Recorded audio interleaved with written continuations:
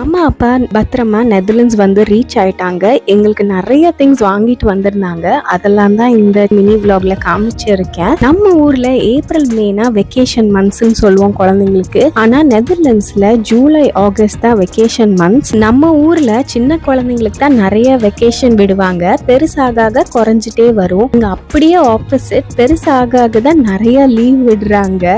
நெதர்லாண்ட்ஸ்ல நார்த்துக்கு 1 week ஏர்லியா leave விட ஆரம்பிச்சாங்கன்னா சவுத்ல 1 week லேட்டா விடுவாங்க. ஏன்னா எல்லாரும் ஒரே டைம்ல வெக்கேஷன் போக பிளான் பண்ணாங்கன்னா ரோடே கூட்டமா இருக்கும், எல்லா இடமும் கூட்டமா இருக்கும்னு. யூஸ்வலா இந்த மந்த்ஸ்ல நம்ம கடைக்கோ அல்லது எங்கேயாவது போகும்போது ரொம்ப பரபரன்னு இருந்தோம்னா வெக்கேஷன் தானே, பொறுமையா எல்லாம் பண்ணுங்கன்னு நம்ம கிட்ட சொல்லுவாங்க.